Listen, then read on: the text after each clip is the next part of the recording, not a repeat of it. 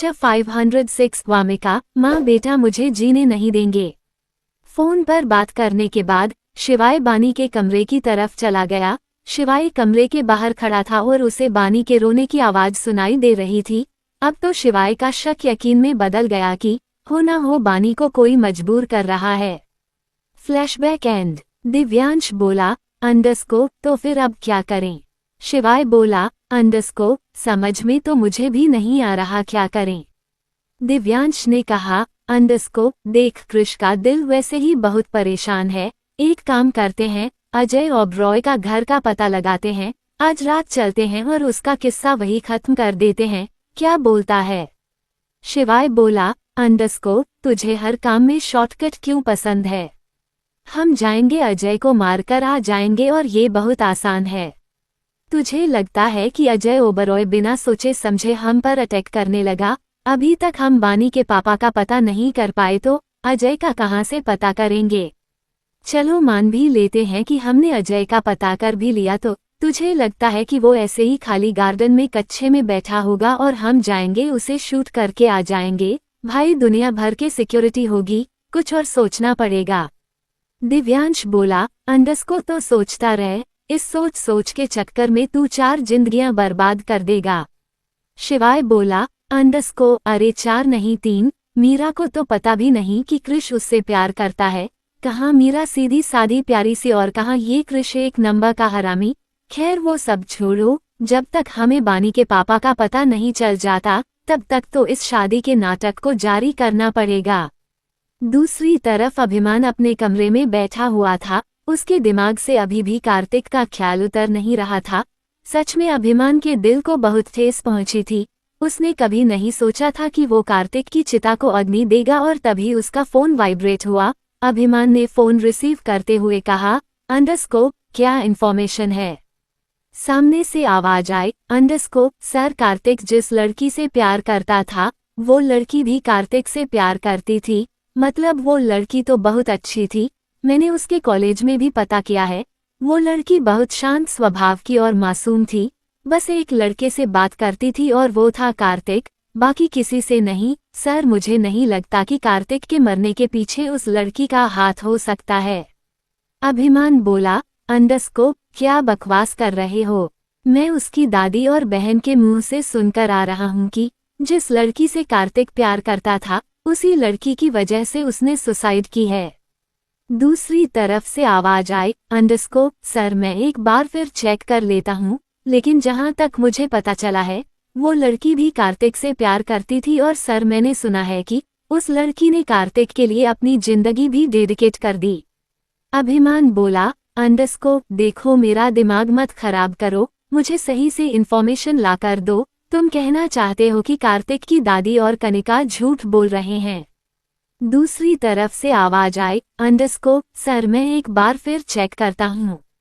अभिमान ने एक गहरी सांस ली और बोला अंडरस्को चलो तुम्हारी बात मान लेता हूँ कि कार्तिक ने जिस लड़की से प्यार किया वो लड़की भी कार्तिक से प्यार करती थी, तो कार्तिक के मरने की कोई तो वजह होगी। तुम उस लड़की से मिलो और कार्तिक के सुसाइड की वजह पूछा और एक और बात का पता करो, जब कार्तिक मरा था वो लड़की कहाँ थी? कार्तिक से मिलने क्यों नहीं आई? मैंने तो वहाँ किसी लड़की को नहीं देखा जो कार्तिक के लिए इतना रो रही हो, सिवाय कनिका और दादी के। दूसरी तरफ से आवाज आई अंडरस्को सर मैं पूरी कोशिश कर रहा हूँ, मैं आपको सही इन्फॉर्मेशन ला कर दूंगा। अभिमान ने कहा अंडरस्को उस लड़की का नाम क्या है जिससे कार्तिक प्यार करता था? दूसरी तरफ से आवाज आई अंडरस्को वामिका चतुर्वेदी। अभिमान बोला अंडरस्को वामिका चतुर्वेदी, इसके बारे में जितने भी इन्फॉर्मेशन कलेक्ट कर सकते हो करो और मुझे कार्तिक के मरने का सही रीजन पता करके बताओ। इतना कहकर अभिमान ने फोन कट कर दिया, लेकिन तभी उसकी नजर आराध्या पर गई जो दरवाजे पर ही खड़ी हुई थी। आराध्या अंदर आई। अभिमान को नहीं पता था आराध्या ने कितना सुना और कितना नहीं, लेकिन वो ये सब आराध्या को नहीं बताना चाहता था। वो नहीं चाहता था कि आराध्या किसी बात से परेशान हो जाए। आराध्या थोड़ा आगे आए और अभिमान को देखकर बोली अंडरस्को कौन है वामिका चतुर्वेदी? अभिमान बोला अंडरस्को है कोई, वो सब छोड़ो, तुमने ठीक से खाना खाया? आराध्या ने हमें गर्दन हिला दी और फिर वो अभिमान के पास ही बैठ गई। फिर उसने अभिमान की बाजू पकड़कर अपनी तरफ घुमाया और उसकी आंखों में देखकर बोली, अंडस्को, अभिमान, जब से उदयपुर से आए हो, खोए खोए से रहते हो, चाहो तो मुझे बता सकते हो क्या हुआ? हम दोनों के बीच पति पत्नी का ना सही, लेकिन एक दोस्ती का रिश्ता तो है। ये सुनते ही अभिमान से अब रहा नहीं गया। उसने आराध्या को गले लगा लिया। वैसे भी उसे किसी सपोर्ट की जरूरत थी, जो उसे मिल नहीं रहा था। इस वक्त शायद वो थोड़ा सा कमजोर पड़ गया और इसलिए उसने आराध्या को गले लगा लिया। आराध्या ने भी अपनी पकड़ कस दी और अभिमान के कमर को हल्का हल्का रब करते हुए बोली, अंडस्को, क्या हुआ है अभिमान, कोई प्रॉब्लम है? देखो, बड़ी माँ कहती है, अगर लाइफ में कोई प्रॉब्लम हो तो सबको बता देनी चाहिए, प्रॉब्लम कम हो जाती है। वो कहते हैं ना, दुख बांटने से घटता है और सुख बांटने से बढ़ता है। अभिमान कुछ बोला नहीं, चुपचाप आराध्या को ऐसे ही गले लगाकर बैठा रहा। करीब 20 मिनट बाद आराध्या बैग से टेक लगाकर बैठी थी और अभिमान ने अपना सिर पहली बार आराध्या की गोद में रखा हुआ था। आराध्या अभिमान के बालों को सहलाती हुई बोली, अंडस्को, कुछ बताओगे भी या ऐसे ही आंखें बंद करे लेटे रहोगे? अभिमान बोला, अंडस्को, मेरा एक दोस्त था, बहुत अच्छा दोस्त, उसकी डेथ हो गई। ये सुनते ही आराध्या के हाथ रुक गए। उसे भी अब दुख हो रहा था। हालांकि वो कभी कार्तिक से मिली नहीं थी, लेकिन अभिमान परेशान था, इसीलिए वो भी परेशान थी। अब आराध्या ने कुछ नहीं पूछा, शायद वो बहुत कुछ समझ गई थी। वो फिर से अभिमान के बालों को सहलाती हुई बोली, अंडस्को, आना जाना हमारे हाथ में नहीं होता। भगवान ने जिसकी जितनी लिखी होती है, वो उतनी ही जिंदगी जीता है। अभिमान कुछ नहीं बोला। आराध्या अभिमान के बालों को सहलाती रही और थोड़ी देर बाद अभिमान सो गया। आराध्या ने धीरे से अभिमान का सिर तकिए पर रखा, फिर उतरकर उसके शूज खोले, क्योंकि जब से अभिमान आया था वो फ्रेश भी नहीं हुआ था, उसके अंदर हिम्मत ही नहीं थी।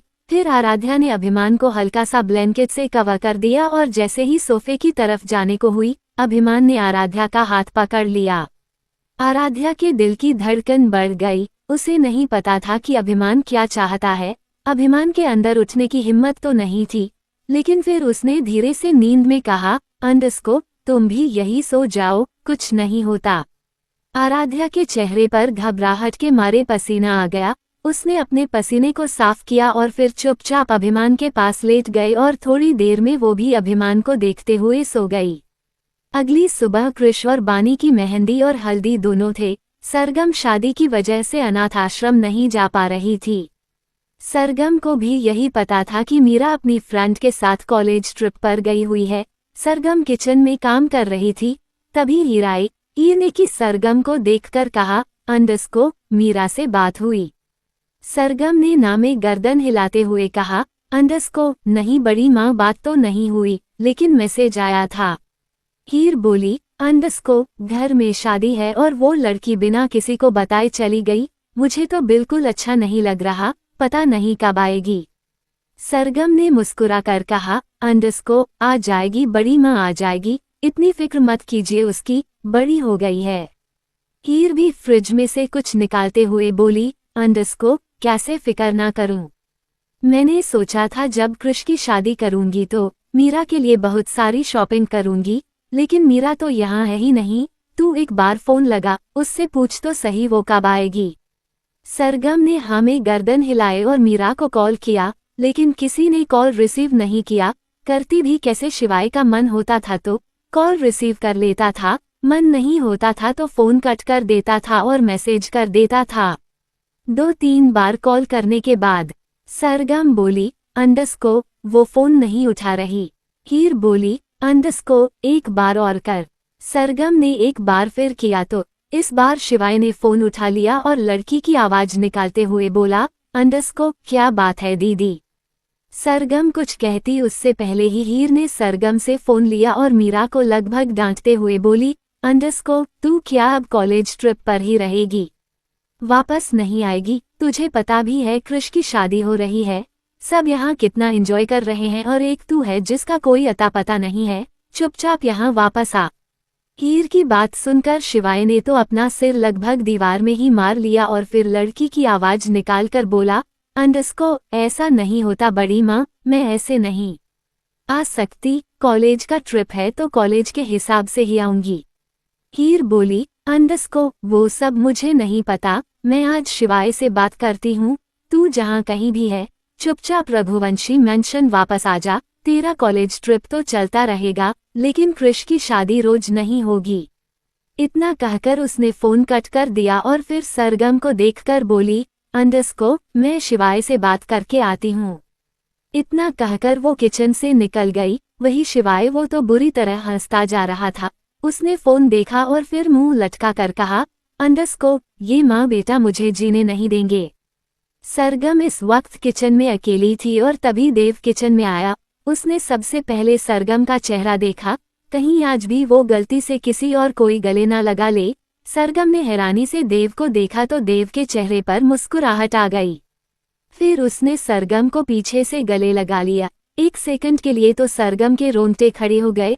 फिर उसने देव को पीछे पलटकर हल्का सा धक्का दिया और बोली, अंडरस्को सर ये क्या बदतमीजी है। देव बोला, अंडरस्को ये तो प्यार है, बदतमीजी थोड़ी है।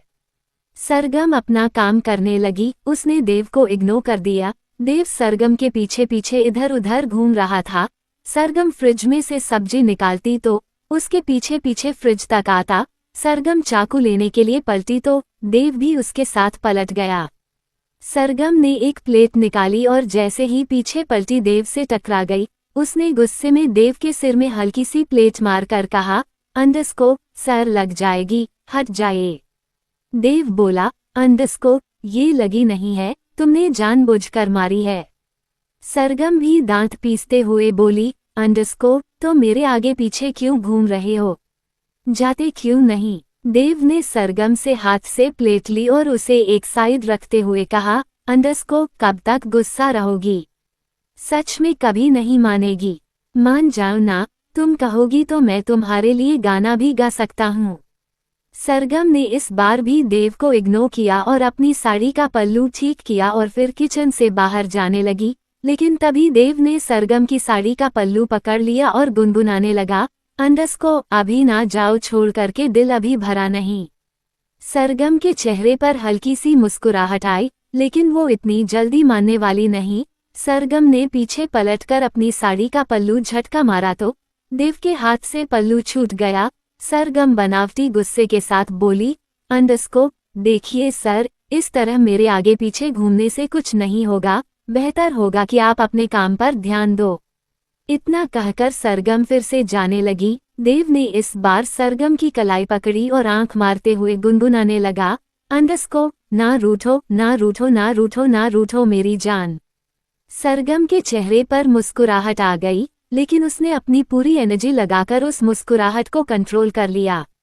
देव ने सरगम को अपनी तरफ खींचा और सरगम देव के सीने से जा लगी। अगले ही पल देव ने सरगम के गाल पर अपने होंठ रख दिए और फिर से गुनगुनाने लगा, अंडरस्को अजी रूठकर अब कहाँ जाएगा, जहाँ जाएगा हमें पाएगा।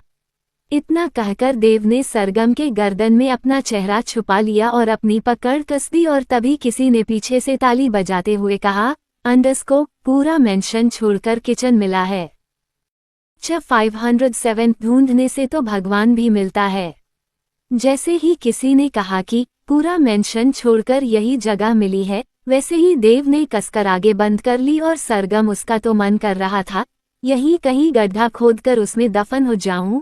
उसकी हिम्मत तो अब किचन के गेट की तरफ देखने की भी नहीं हो रही थी। देव हल्का सा पलटने लगा तो सरगम ने देव के दोनों कॉलर पकड़कर हल्के गुस्से में कहा, अंडरस्को शर्म नहीं आई।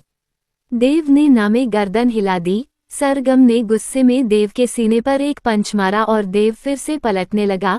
सरगम बोली, अंडरस्को मत पलटो, मुझे शर्म आ रही है। देव के चेहरे पर मुस्कुराहट आई और वो बोला, अंडरस्को तुम्हारी ही गलती है, अगर मान जाती तो मुझे ये सब नहीं करना पड़ता। सही तो कहा है इसने, पूरा मेंशन छोड़कर हमें किचन ही मिला है, जबकि किचन में तो अन्नपूर्णा का वास होता है।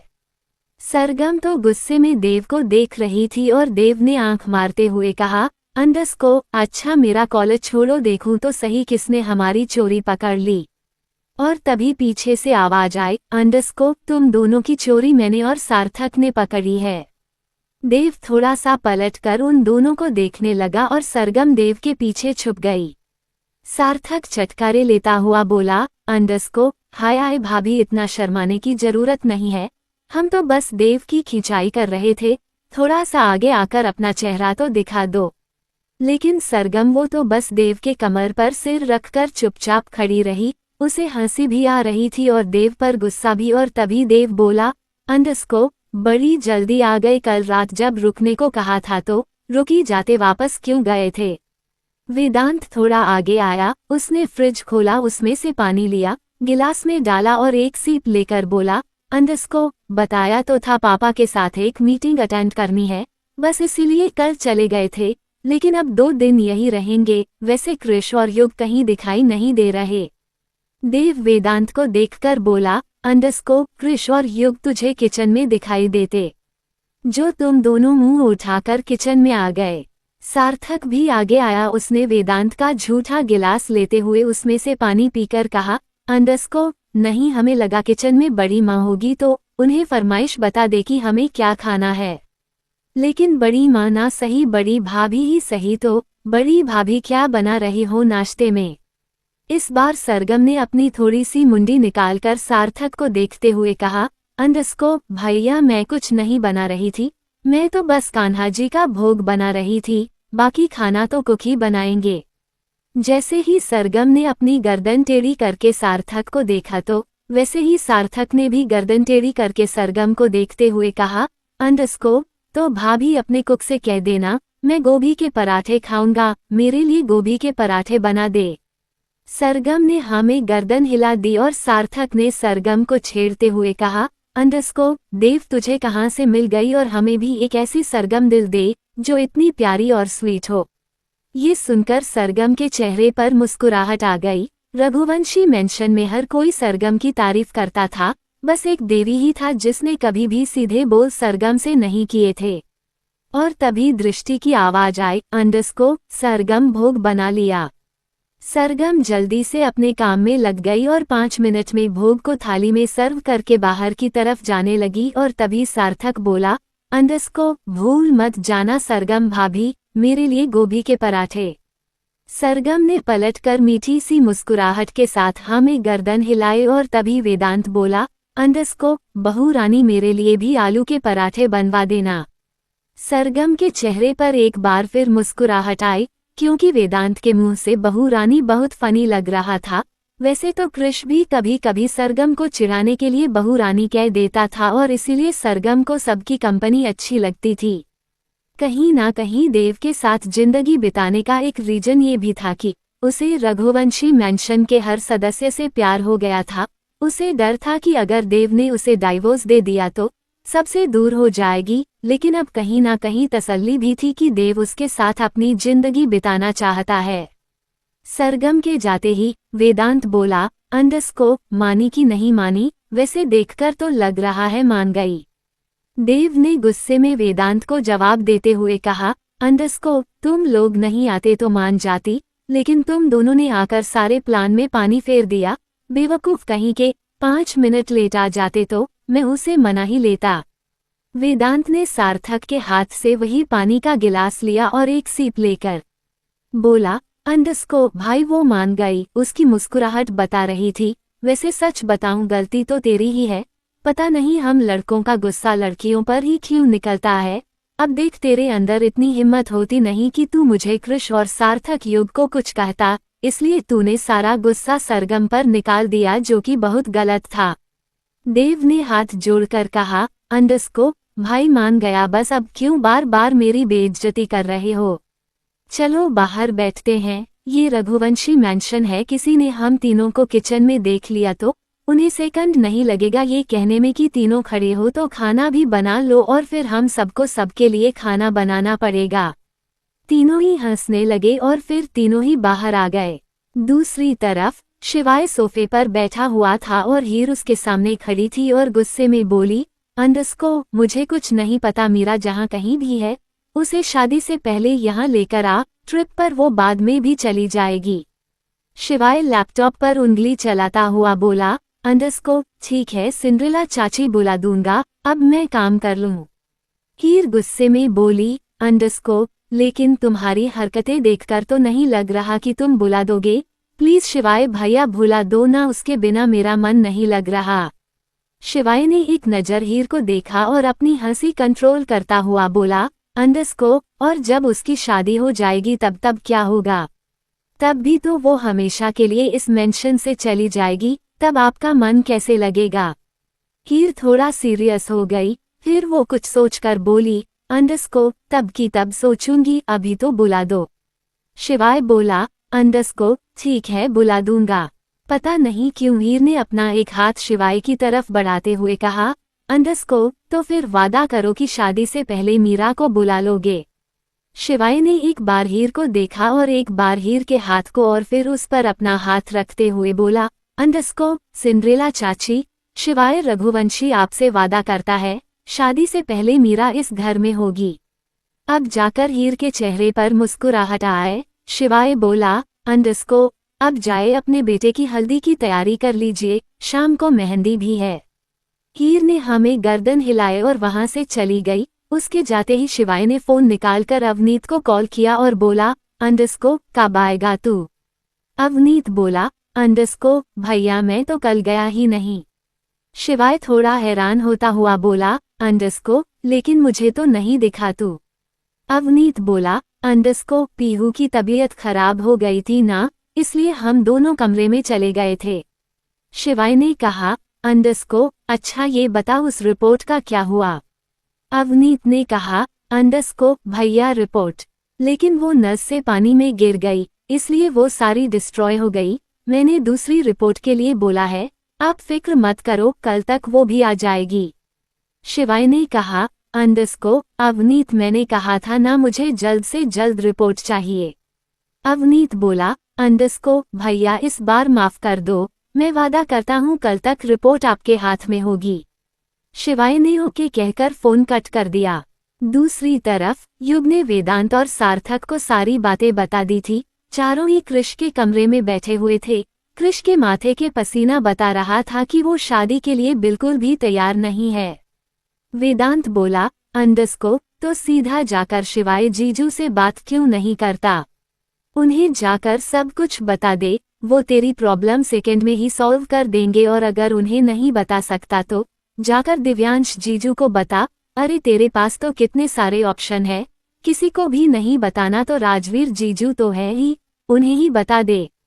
कृष्ण ने न में गर्दन हिलाते हुए कहा, अंडरस्कोप, किडनैपर ने मुझे धमकी दी है कि किसी को नहीं बताना।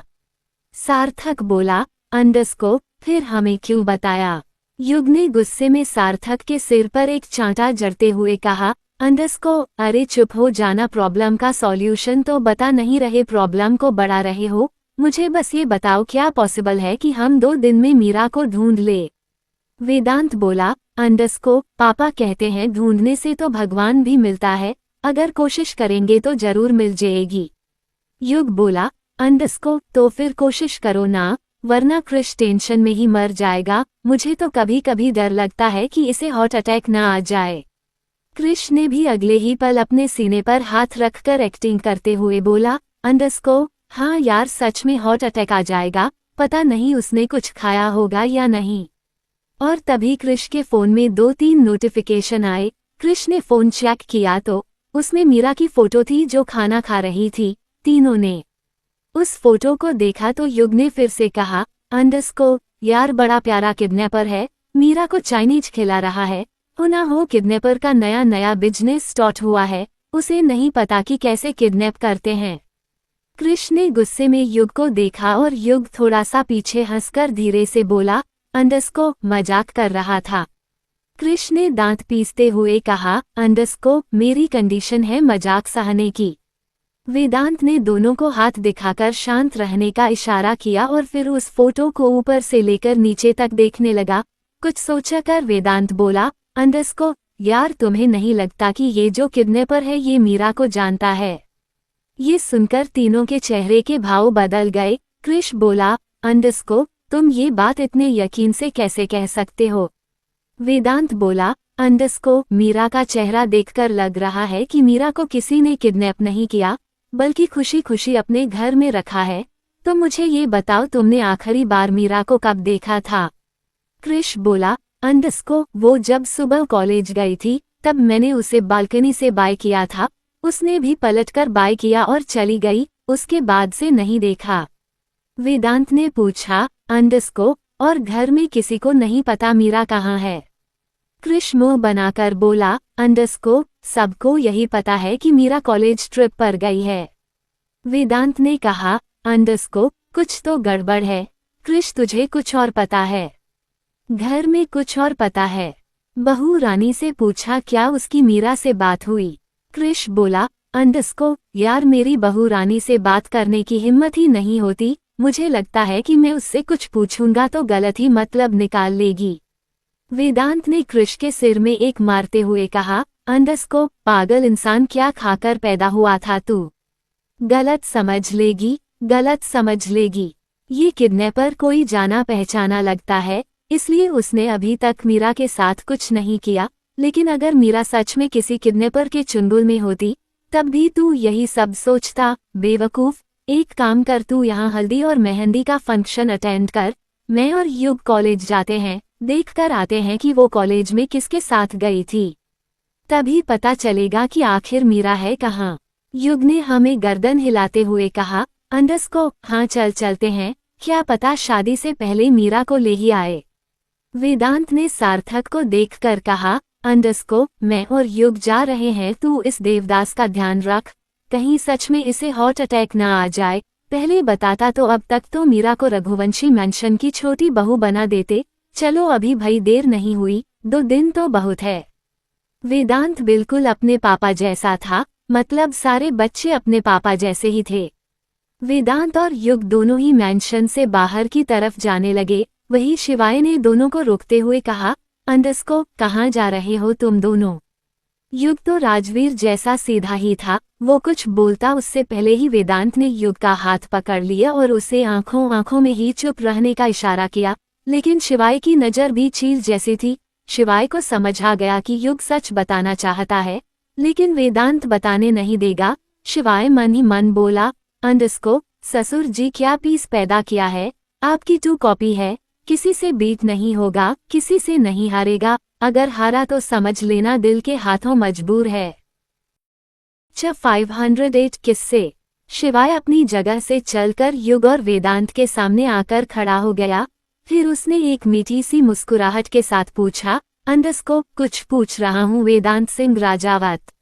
अभी तो आए हो, अभी कहाँ चल दिए? अभी तो मैं सिटिंग एरिया में बैठा हुआ सुन रहा था कि बहू रानी मेरे लिए आलू के पराठे बना देना, आलू के पराठे खाए बिना जा रहे हो। वेदांत ने मुस्कुराकर शिवाय को देखा और फिर शिवाय के कॉलर को ठीक करता हुआ बोला, अंडस्को जीजू आपको नहीं लगता कि आप बूढ़े हो गए हैं?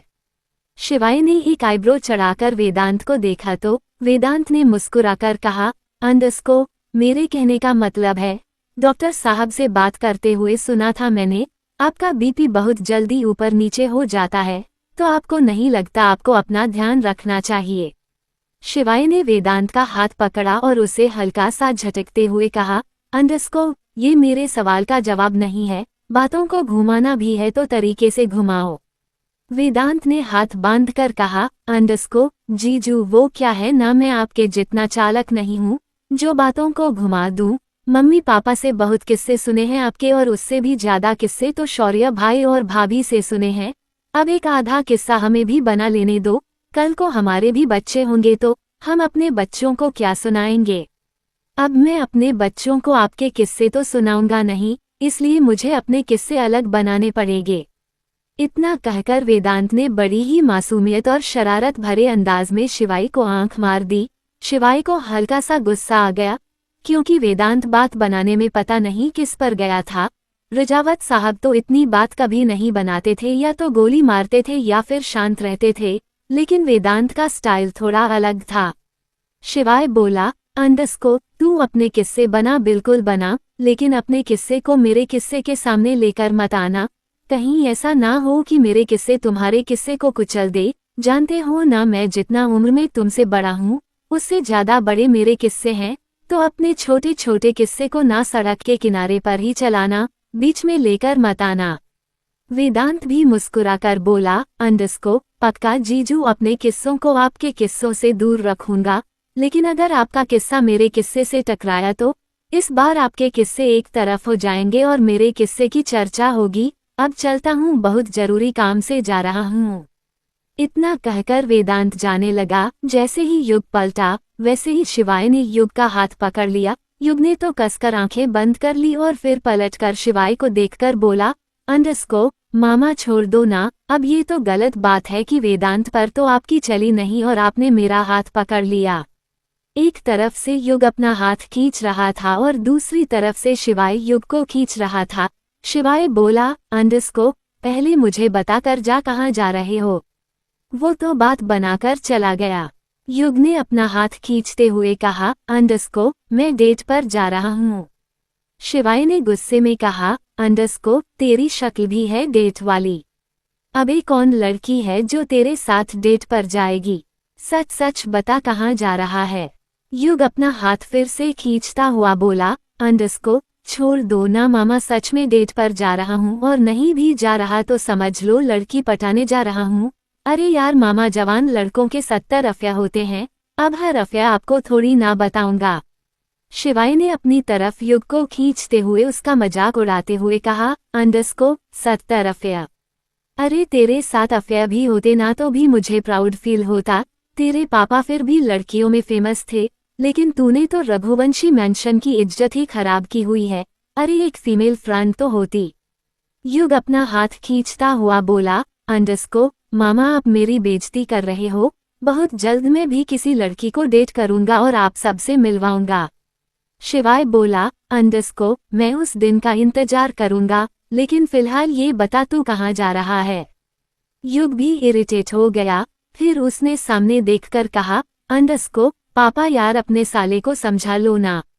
ये सुनते ही शिवाय की पकड़ युग पर ढीली हो गई और उसने पलटकर देखा और इसी मौके का फायदा उठाकर युग ने झटके से अपना हाथ शिवाय के हाथ से खींच लिया और बिना सेकंड गवाए वहां से भाग गया।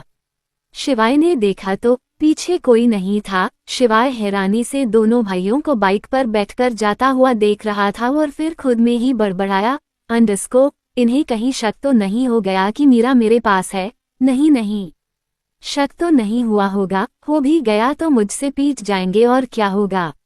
करीब 1 घंटे बाद युग ने बुलेट मीरा के कॉलेज के बाहर रोकी।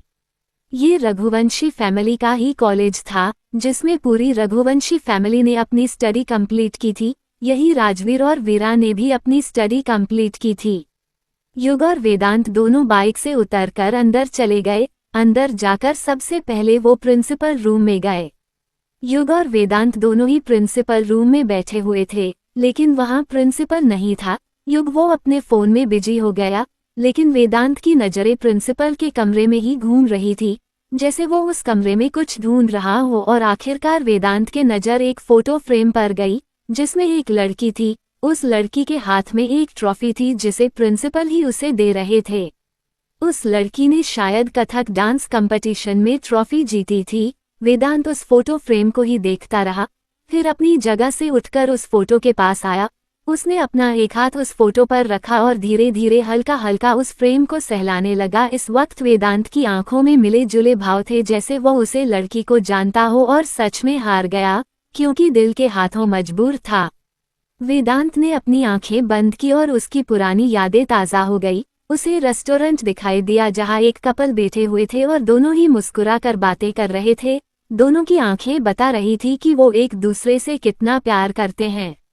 वेदांत बुके लेकर रेस्टोरेंट के गेट पर खड़ा हुआ था और उसकी आंखें लगभग नम हो गई थी। अचानक ही वेदांत के कानों में एक आवाज गूंजी, अंडरस्को, वेदांत सिंह राजावत तुम यहाँ। ये सुनते ही वेदांत अपने होश में आया। उसने गहरी सांस ली और अपने इमोशंस को कंट्रोल कर लिया और फिर पलटकर प्रिंसिपल की तरफ देखकर बोला, अंडरस्को सर, बहुत जरूरी काम था। प्रिंसिपल थोड़ा आगे आए तो वेदांत और युग दोनों ने उनके पैर छू लिए। उन दोनों को देखकर प्रिंसिपल, जो कि करीब 60 साल की उम्र के थे, उन्होंने मुस्कुराकर कहा, अंडरस्को कुछ भी कहो, लेकिन रघुवंशी खानदान से जुड़े हुए बच्चे भी बड़ों की इज्जत करना जानते हैं। ये सुनकर युग को हंसी आने वाली थी, क्योंकि मेंशन से निकलते हुए दोनों ही शिवाय से बहस करके आए थे। प्रिंसिपल ने दोनों को बैठने का इशारा किया। दोनों ही बैठ गए। प्रिंसिपल ने अपना चश्मा ठीक करते हुए दोनों की तरफ देखकर कहा, अंडरस्को, हाँ तो बताओ क्या जरूरी काम था। युग बात शुरू करता हुआ बोला, अंडरस्को, सर आप जानते हो रघुवंशी मेंशन से मीरा नाम की लड़की यहाँ पढ़ती है। प्रिंसिपल ने हाँ में गर्दन हिलाते हुए कहा, अंडरस्को, तुम्हारे पापा राजवीर और शिवाय रघुवंशी दोनों ही उस लड़की का एडमिशन करवाने आए थे।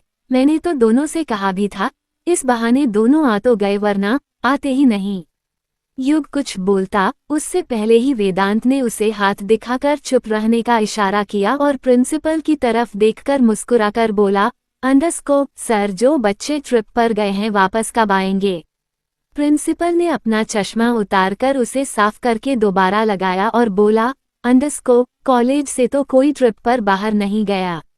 अब तो वेदांत का शक यकीन में बदलता जा रहा था कि हो ना हो मीरा को किसी फैमिली मेंबर नहीं अपने पास रखा हुआ है, लेकिन उस फैमिली मेंबर को ढूंढना मुश्किल था।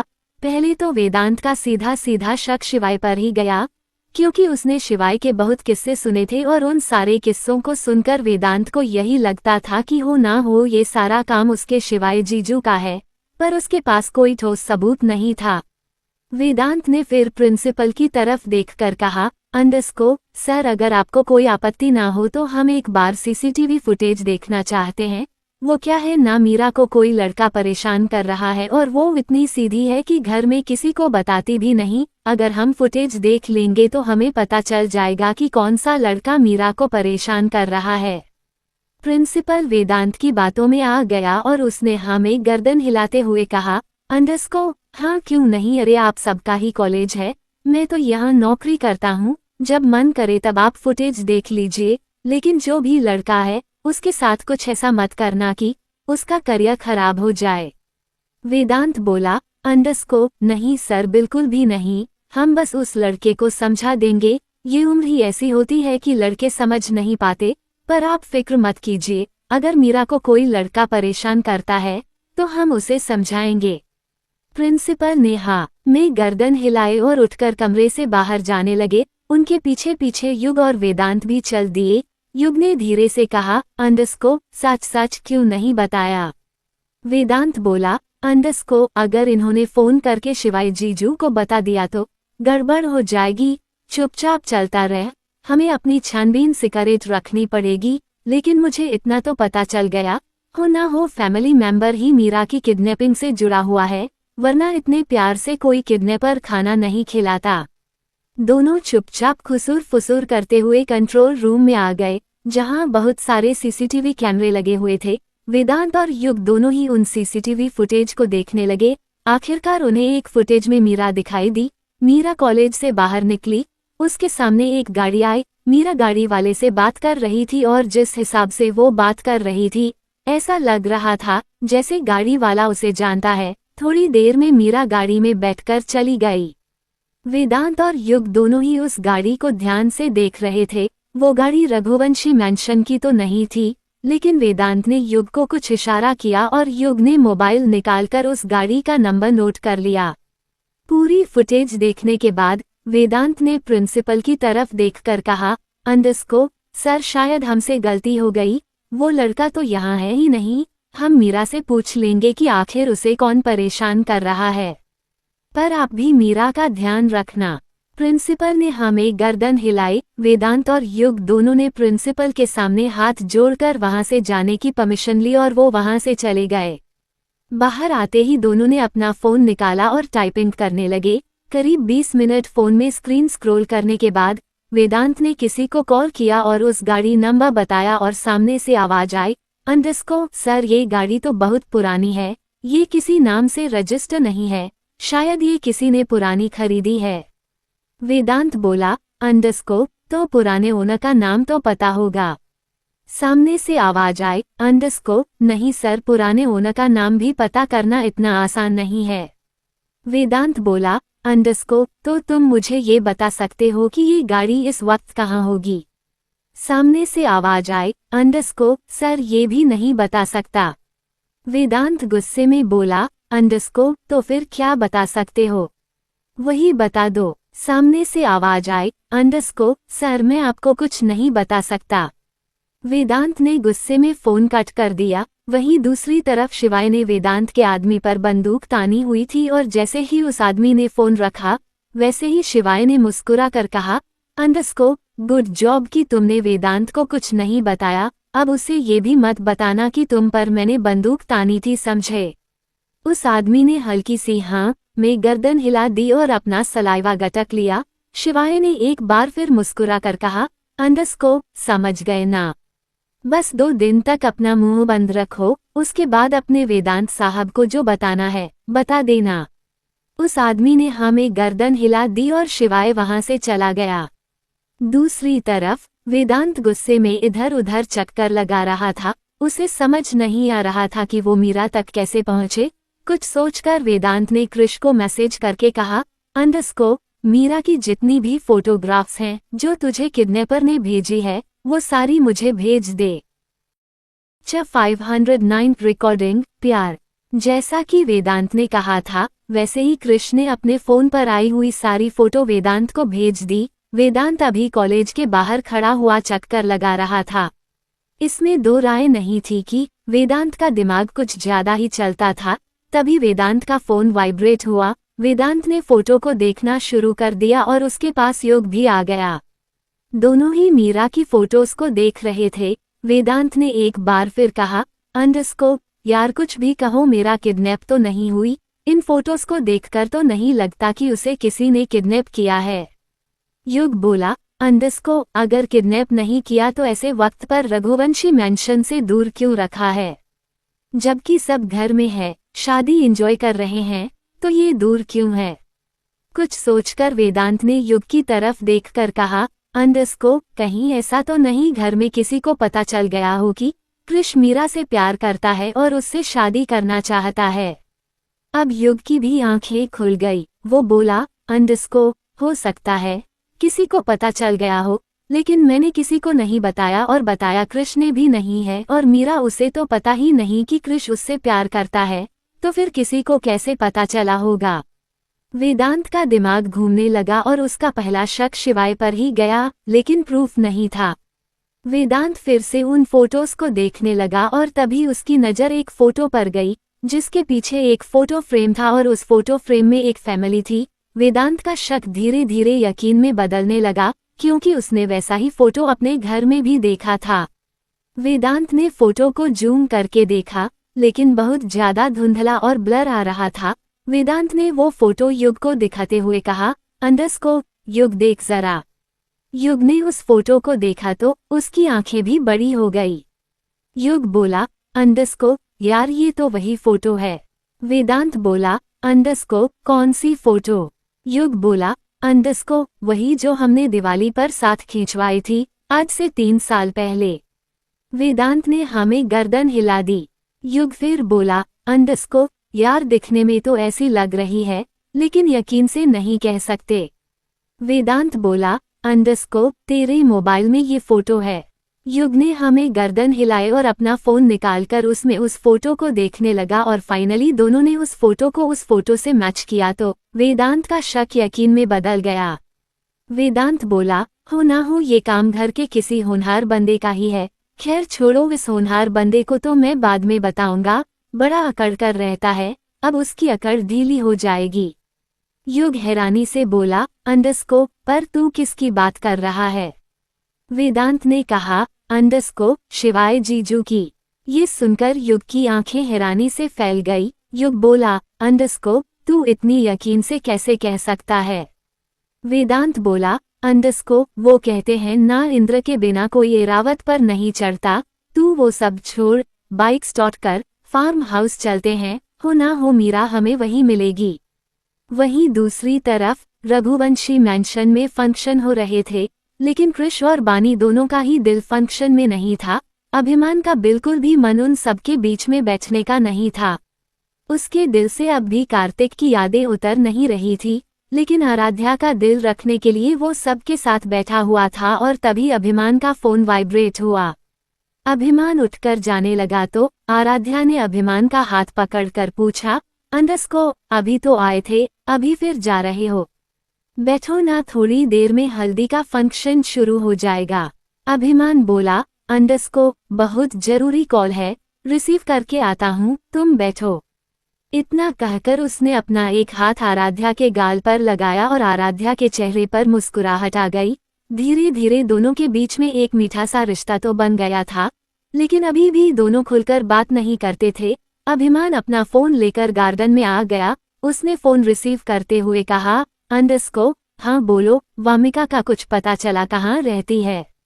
वही दूसरी तरफ से आवाज आई, सर एक गलती हो गई, वो लड़की वामिका नहीं है, बल्कि मैंने पूरी छानबीन करके देखा है। कार्तिक जिस लड़की से प्यार करता था, उस लड़की ने कार्तिक का दिल तोड़ दिया। आप सही कह रहे हो, कार्तिक की दादी ने जो कुछ भी बताया था वो बिल्कुल सही था। कार्तिक की मौत के पीछे उस लड़की का ही हाथ है, उसने ही कार्तिक को सुसाइड करने पर उकसाया है। मेरे पास एक रिकॉर्डिंग है जो मैंने बड़ी मुश्किल से पुलिस वालों से निकलवाई है। उस लड़की ने पुलिस वालों को भी पैसे खिला दिए थे, जिस वजह से पुलिस वालों ने उस रिकॉर्डिंग को डिस्ट्रॉय करने की कोशिश की थी, लेकिन मैंने थोड़ी जान पहचान निकालकर वो रिकॉर्डिंग निकलवा ली। मैं आपको वो रिकॉर्डिंग भेज रहा हूँ।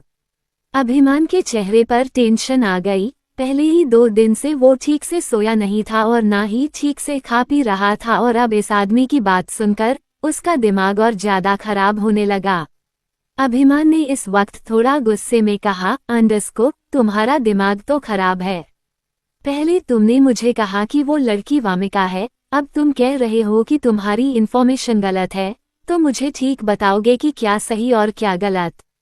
दूसरी तरफ से आवाज आई, सर मैं आपको रिकॉर्डिंग भेज देता हूँ, आपको खुद पता चल जाएगा कि कार्तिक सर की मौत कैसे हुई। रोहन ने ओके कहकर फोन कट कर दिया। थोड़ी ही देर में उसके फोन पर 2-3 नोटिफिकेशन की वाइब्रेशन हुई। अभिमान उस रिकॉर्डिंग को सुनते ही वाला था कि पीछे से आराध्या आए और बोली, क्या हुआ? अभिमान परेशान हो?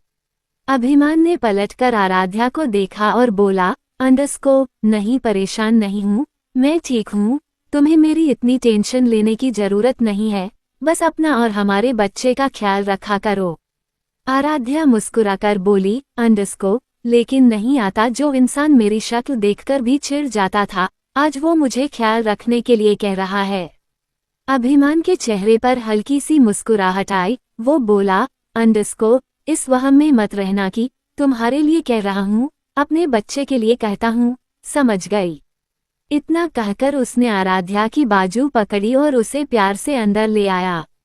आराध्या को ये बात कहीं चुभ जाती थी, लेकिन अभिमान फिक्र तो आराध्या की भी करता था, बस कहता नहीं था और आराध्या उसके अनकहे शब्दों को समझती नहीं थी। अभिमान के चेहरे पर एक मीठी सी मुस्कुराहट थी। उसने अपनी आंखें नहीं खोली। वो सोच रहा था कि वो आराध्या को ऐसा क्या कहे कि उसकी बात बैलेंस हो जाए। कुछ सोचकर उसने धीरे से अपनी एक आंख खोली और आराध्या को हंसी आ गई और वो जोर जोर से हंसने लगी। अभिमान के चेहरे पर भी अब एक मुस्कुराहट आ ही गई। पिछले 2 दिन से वो बहुत डिस्टर्ब था, लेकिन अब आराध्या को ऐसे हंसता हुआ देखकर उसका दिल भी थोड़ा सा खुश हो गया। थोड़ी देर बाद वो कान पड़कर बोला, सॉरी, फ्लो में बोल दिया, मुझे लगा कि हम दोनों भी नॉर्मल पति पत्नी है। ये सुनकर आराध्या की हंसी रुक गई। उसने एक नज़र अभिमान की आंखों में देखा। आज उसके मन में बहुत सारे सवाल थे, वो बहुत कुछ पूछना चाहती थी। आराध्या अभिमान की आंखों में देखकर मन ही मन बोली, कि हम सच में पति पत्नी बनकर नहीं रह सकते क्या? सच में हम अपने पास्ट में मिट्टी नहीं डाल सकते क्या? सच में हम अच्छे कपल की तरह नहीं रह सकते? अभिमान भी आराध्या की आंख में देखकर मन ही मन बोला, बिल्कुल बन सकते हैं एक अच्छे कपल, एक आइडियल कपल, बिल्कुल मम्मी पापा की तरह। तुम कुछ कहो तो, एक बार तो कहो कि तुम मेरे साथ खुश हो, एक बार तो कहो कि मेरा बदलाव तुम्हें अच्छा लग रहा है। थोड़ा सा भी हिंट दे दोगी तो मैं समझ जाऊंगा। मैं तो बहुत अभिमानी हूँ, मैं नहीं झुकने वाला, मैं नहीं कहूँगा तुम्हें अपने दिल की बात। अगले ही पल आराध्या ने अपनी पलकें झुकाए और उठकर कबर्ड की ओर चली गई और उसमें से एक मेहंदी कलर का सूट निकालकर क्लोजेट की ओर चली गई। उसके जाते ही अभिमान भी सोफे पर आकर लैपटॉप चलाकर बैठ गया, लेकिन उसका ध्यान बार बार आराध्या के चेहरे की तरफ ही जा रहा था। उसकी आंखों की तरफ जिसमें बहुत सारे सवाल थे, लेकिन अभिमान अपने गुरूर के चलते उन सवालों का जवाब नहीं देना चाहता था। अभिमान ने अपना फोन निकाला और उस आदमी की भेजी हुई रिकॉर्डिंग को सुनने के लिए जैसे ही मोबाइल को टच किया, वैसे ही आराध्या की आवाज आई, अभिमान एक बार अंदर आना, हेल्प की जरूरत है। अभिमान उठकर क्लोजेट की ओर चला गया। वही दूसरी तरफ देव वॉशरूम के बाहर खड़ा था और सरगम वॉशरूम के अंदर। देव बोला, जल्दी बाहर आओ, जल्दी, तुम्हें हल्दी लगाए बिना मैं मानने वाला नहीं हूँ। सरगम वॉशरूम से बोली, देव सर, मैंने भी आपको माफ नहीं किया, जो आप मेरे साथ हल्दी खेलने के लिए आ गए। वैसे भी हल्दी हमारी नहीं, कृष भैया और बानी की है, तो जाकर कृष भैया को हल्दी लगाए, मुझे नहीं। देव बोला, हल्दी तो तुम्हें ही लगाऊंगा, चुपचाप बाहर आ जाओ, वरना मैं भी यही खड़ा हूँ, देखता हूँ कब तक बाहर नहीं आती। सरगम बोली, सर मैं नहीं आऊंगी, नहीं आऊंगी, पहले वादा कीजिए कि आप मुझे हल्दी नहीं लगाएंगे। देव बोला, मैं देवव्रत रघुवंशी तुमसे वादा करता हूँ, तुम जैसे ही बाहर आओगी वैसे ही तुम्हें हल्दी लगा दूंगा। सरगम वॉशरूम के अंदर मिरर के सामने खड़ी हुई थी, उसके चेहरे पर मुस्कुराहट आ गई। सच तो ये था, उसने देव को कब का माफ कर दिया था, लेकिन थोड़े से नखरे करने तो हर पत्नी के अधिकार होते हैं, जिसका इस्तेमाल सरगम कर रही थी। सरगम बोली, तो फिर बाहर खड़े रहिए, मैं भी नहीं आऊंगी। देव बोला, हाँ यही खड़ा हूँ, मत आओ, थोड़ी देर में बड़ी माँ तुम्हें बुलाएंगी, तब तो तुम बाहर आ जाओगी ना, तब देखता हूँ क्या करोगी। सरगम मुंह बनाती हुई बोली, सर ये कैसी जिद है, पहले आप मेरा दिल दुखाते हैं, उसके बाद भी अजीब सी जिद करते हैं, मैं नहीं आऊंगी।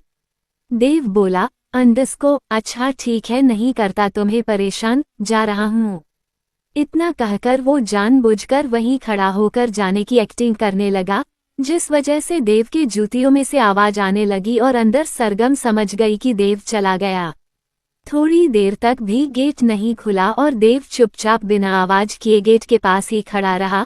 करीब 2 मिनट बाद सरगम ने थोड़ा सा गेट खोलकर बाहर की तरफ देखा तो उसे कमरा खाली दिखाई दिया। सरगम ने एक राहत की सांस ली और फिर अपना एक पैर बाहर निकाला और थोड़ा सा अंदर आई और तभी उसे पीछे गेट बंद होने की आवाज सुनाई दी। सरगम ने पलट कर देखा तो अपने दोनों हाथों को मुंह पर रख लिया। पीछे देव खड़ा था, जिसने अभी अभी वॉशरूम का गेट बंद किया था। सरगम ने ना में ही गर्दन हिलाते हुए कहा, सर आपको झूठ बोलना शोभा नहीं देता। देव सरगम की तरफ एक कदम बढ़ाता हुआ बोला, बीवी से कैसा झूठ। सरगम एक कदम और पीछे हटी और बोली, सर प्लीज मत कीजिए। देव थोड़ा सा और करीब गया और बोला, क्या मत कीजिए, करना तो पड़ेगा ना, तुम नाराज हो और तुम्हें मानना मेरा भी अधिकार है। जैसे तुम बिना बात नखरे कर रही हो, वैसे ही मैं भी बिना बात तुम्हारे साथ हल्दी की होली खेलूंगा। सरगम जैसे ही मौका देखकर बाहर की तरफ जाने लगी, वैसे ही देव ने सरगम की कलाई पकड़कर अपनी तरफ खींच लिया। सरगम देव के सीने से जा लगी और देव ने अपना एक हाथ सरगम की कमर पर लपेटा और दूसरे हाथ की हल्दी को उसके गालों पर लगाकर उसकी आंखों में देखकर बहुत प्यार से और शर्मिंदगी के साथ बोला, I am sorry Sargam, I am really very sorry. सच में बहुत गुस्सा था, जानता हूँ तुम्हें बहुत कुछ उल्टा सीधा बोल दिया, लेकिन यकीन मानो उस रात के बाद गिल्ट से मरा जा रहा था। ऐसा लग रहा था जैसे मैंने तुम्हारा फायदा उठाया, ऐसा लग रहा था जैसे खुद की नजरों में गिर गया, ऐसा लग रहा था जैसे मैंने अपनी जरूरत पूरी कर ली। ना जाने कितने ख्याल आ रहे थे। सच कहता हूँ सरगम, अगर वो रात सच होती तो मैं आज भी गिल्ट में ही होता। सरगम देव की आंखों में देख रही थी। देव की आंखों में सिवाय सच्चाई के कुछ नहीं था। सरगम प्लीज मुझे माफ कर दो, देव ने एक बार फिर कहा। सरगम कुछ बोली नहीं, वो इस वक्त इमोशनल हो चुकी थी, उसकी आंखों से पानी बस गिरने ही वाला था। देव ने सरगम के सिर को अपने सीने पर रखा और अपनी पकड़ कसते हुए बोला, बस अब एक और आंसू नहीं, तुम जानती नहीं हो तुम किसकी बीवी हो। पता नहीं ऐसे लड़के कहाँ होते हैं जो अपनी बीवी को ऐसे मनाते हैं, होते हैं क्या। च 510 मंगलसूत्र चैन। कुछ देर तक देव और सरगम ऐसे ही खड़े रहे। देव को बहुत सुकून मिल रहा था। वो न जाने कितनी बार संजना से गले मिला था, लेकिन इतना अच्छा तो उसे कभी नहीं लगा जितना सरगम से गले मिलकर लग रहा था। उसकी पकड़ सरगम पर कसती जा रही थी। उसे ऐसा लग रहा था अगर वो सरगम को छोड़ देगा तो सरगम कहीं गायब हो जाएगी। अगले ही पल देव ने अपना चेहरा सरगम की गर्दन में छुपाते हुए धीरे से और प्यार से पूछा, अंडरस्को तुमने मुझे माफ कर दिया। सरगम ने नामे गर्दन दिला दी। देव के चेहरे पर मुस्कुराहट आ गई। अगले ही पल देव ने अपनी पकड़ और ज्यादा कस दी और सरगम की थोड़ी सी चीख निकल गई। देव ने सरगम को उठाकर कमरे में गोल गोल घुमा दिया और थोड़ी देर बाद उसे फर्श पर खड़ा करके बोला, अंडरस्को तुमने मुझे माफ किया कि नहीं। सरगम के चेहरे पर मुस्कुराहट थी, लेकिन उसने फिर से ना में ही गर्दन हिला दी। देव ने इस बार अपना चेहरा सरगम की तरफ झुकाया, लेकिन तभी कमरे के बाहर से आवाज आई, अंडरस्को सरगम मेहंदी का टाइम हो गया, चलो चाची बुला रही है। वो आवाज किसी और की नहीं बल्कि दृष्टि की थी। देव सरगम से थोड़ा दूर हुआ और बोला, अंडरस्को माँ अंदर आ जाओ। दृष्टि अंदर आई। उसने देव और सरगम दोनों को देखा। दोनों के चेहरे पर एक मीठी सी मुस्कुराहट थी। सरगम की आंखों में थोड़ी सी शर्म। दृष्टि को समझते देर नहीं लगी कि फाइनली उसके बेटे ने उसकी बहू को मना लिया। दृष्टि ने आंखों आंखों में ही देव उसे पूछा तो देव ने पलकें झपका दी। दृष्टि के चेहरे पर मुस्कुराहट आ गई। दृष्टि सरगम को देखकर बोली, अंडरस्को तुम जल्दी से तैयार हो जाओ, मैं अभी आई। इतना कहकर दृष्टि कमरे से चली गई। सरगम भी क्लोजेट की ओर जाने लगी। तभी देव ने उसका हाथ पकड़ लिया। इस बार सरगम ने थोड़ा गुस्से में कहा, अंडरस्को देव सर छोड़ दीजिए, माँ आ जाएगी तो गुस्सा करेगी। इतना कहकर उसने जल्दी से अपना हाथ झटका और वहां से चली गई। थोड़ी देर में सरगम डार्क ग्रीन कलर की साड़ी पहनकर आई, जिसमें वो बेहद खूबसूरत लग रही थी। सरगम जल्दी से मिरर के सामने गई और इयररिंग्स पहनते हुए बोली, अंडरस्को देव सर आप तैयार नहीं होंगे, आप भी कुर्ता बदल लीजिए, मैंने आपके कपड़े निकाल दिए हैं। देव बस सरगम को ही देखे जा रहा था। देव एक कदम सरगम की तरफ गया और सरगम बिना पलटे मिरर में देव को देखकर बोली, अंडरस्को शरारत नहीं, जल्दी से तैयार हो जाए। लेकिन देव मानने वाला नहीं था। वैसे भी बड़ी मुश्किल से सरगम मानी थी या नहीं मानी थी, ये भी अभी कंफर्म नहीं था। देव ने सरगम को पीछे से गले लगाया और सरगम के दिल की धड़कनें एक बार फिर रुक गई।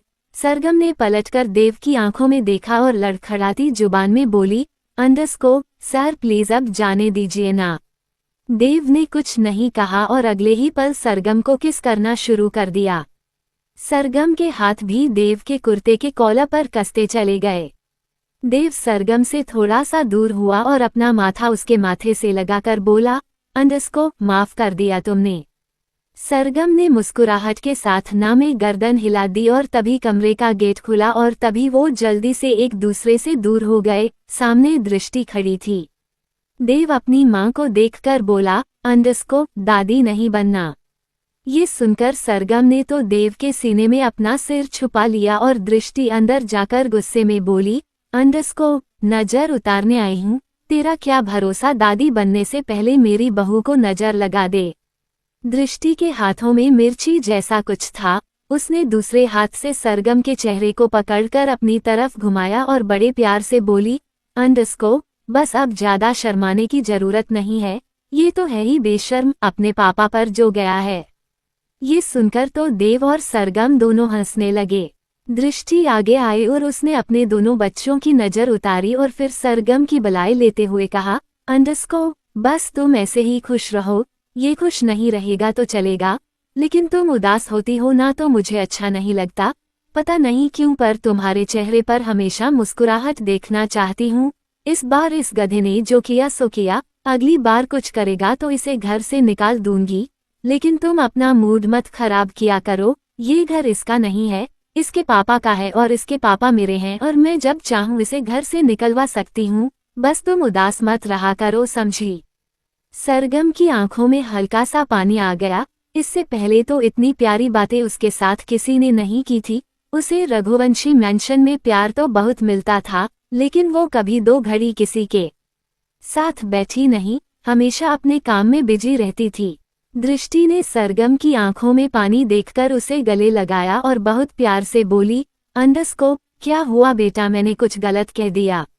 सरगम ने ना में गर्दन हिलाते हुए कहा, अंडरस्कोप, नहीं माँ, आपने कुछ गलत नहीं कहा। मुझे कभी कभी अपने नसीब पर यकीन नहीं होता, ऐसा लगता है ये सब एक सपना है। थोड़ी देर में मेरी आंख खुलेगी और ये सब गायब हो जाएगा। देव ने पीछे से सरगम के बालों को चूमकर कहा, अंडरस्कोप, सपना नहीं है, हकीकत है। सरगम ने हल्की सी हाँ में गर्दन हिला दी, फिर वो तीनों कमरे से बाहर चले गए। दूसरी तरफ आराध्या के बालों में उसका मंगलसूत्र और अनिरुद्ध की दी हुई चैन दोनों फंस चुके थे। अभिमान बहुत देर से उन दोनों को सुझाने की कोशिश कर रहा था, लेकिन वो है कि सुलझ ही नहीं रहे थे। अभिमान हल्के गुस्से में बोला, अंडरस्कोप, दोनों में से किसी एक को निकाल भी सकती हो, लेकिन दोनों को पहनकर रखोगी। आराध्या भी हल्के गुस्से में बोली, अंडरस्कोप, क्योंकि मेरी लाइफ में दोनों ही इम्पॉर्टेंट है, समझे?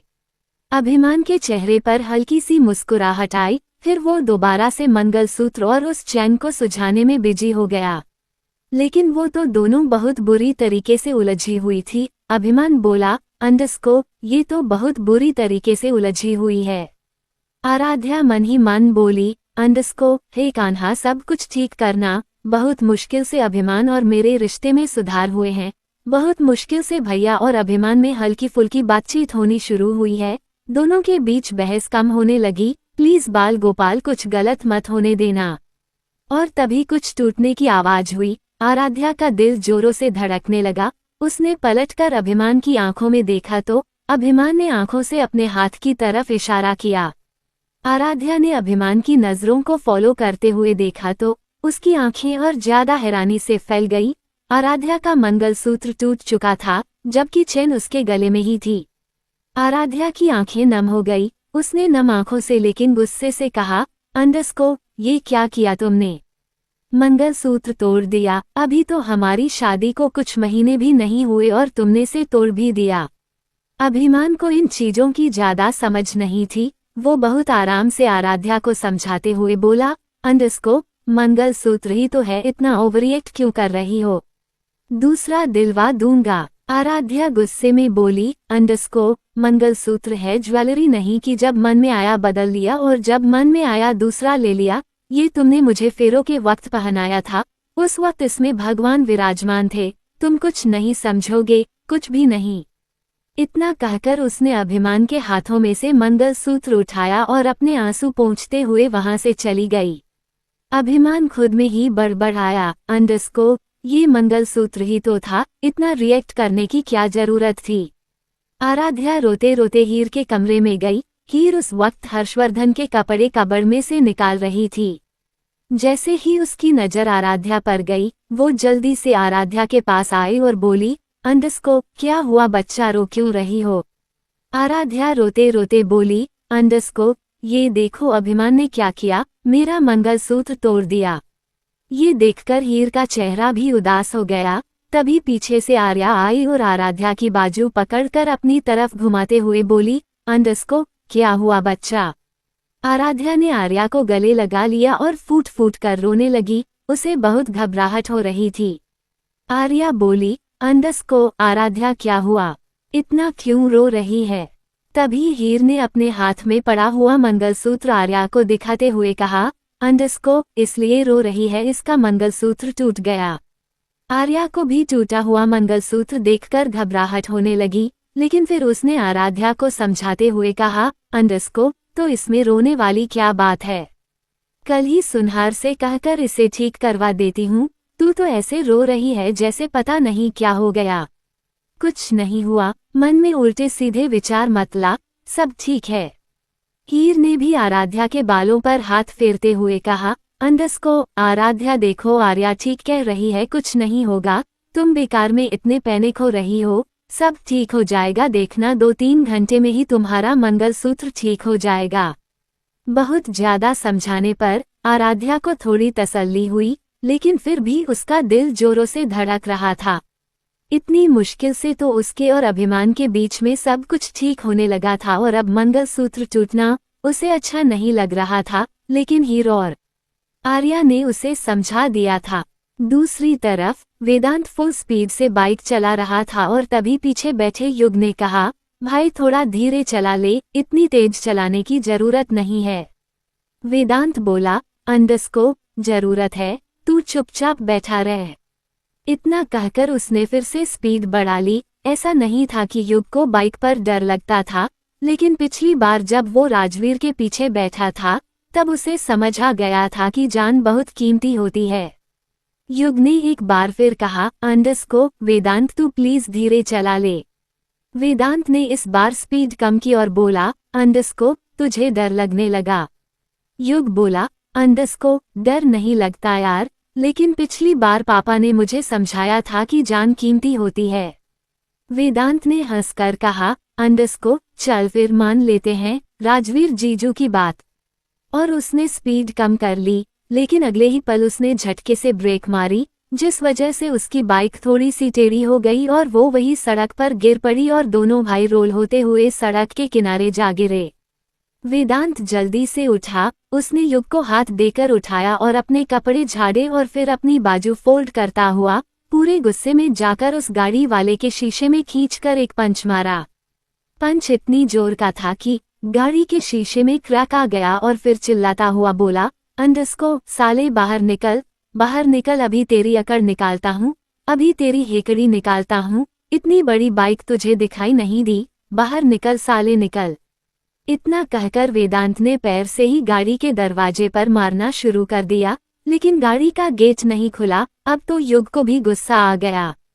वो भी आगे आया, उसने बोनट पर इतनी जोर से पैर मारा और बोला, अंडरस्कोप, बाहर निकल कुत्ते कमीने, बाहर निकल, तेरी अकड़ अभी निकालते हैं, हमें कुछ हो जाता ना तो हमारे घर वाले तुझे छोड़ते नहीं, बाहर निकल। इतना कहकर उसने भी गाड़ी के टायर पर मारना शुरू कर दिया और तभी गाड़ी का गेट हल्का सा खुला। वेदांत थोड़ा सा पीछे हट गया और दूसरी बाजू फोल्ड करता हुआ बोला, अंडरस्कोप, खोल दरवाजा, जल्दी बाहर आ। इस बार गाड़ी का पूरा गेट खुला और एक आदमी बाहर आया, लेकिन उस आदमी ने चेहरे पर नकाब पहना हुआ था और सिर पर टोपी।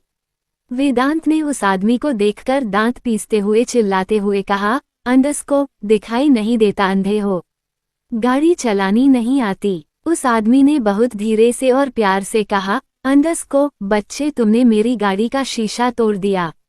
वेदांत को गुस्सा आ गया, उसने एक और पंच गाड़ी के शीशे पर मारा और वो गाड़ी का शीशा जहां से क्रैक आई थी वो सच में टूट गया। उस आदमी ने एक नज़र गाड़ी के शीशे को देखा और एक नज़र वेदांत को। वेदांत ने बिना सोचे समझे एक पंच उस आदमी को मारने की कोशिश की, तो उस आदमी ने वेदांत का हाथ वही पकड़ लिया और फिर धीरे से कहा, अंडरस्कोप, आई एम सॉरी, मेरी वजह से तुम्हारा एक्सीडेंट हुआ, बदले में तुमने मेरी लग्जरी गाड़ी तोड़ दी, हिसाब बराबर, अब मार पिटाई पर मत आओ, क्योंकि अगर मैंने हाथ उठाया तो किसी के सामने हाथ उठाने लायक नहीं रहोगे। ये सुनकर तो वेदांत और युग दोनों को गुस्सा आ गया। युग भी आगे आया और उस आदमी को मारने के लिए जैसे ही हाथ बढ़ाया, उस आदमी ने युग का हाथ दूसरे हाथ से पकड़ लिया।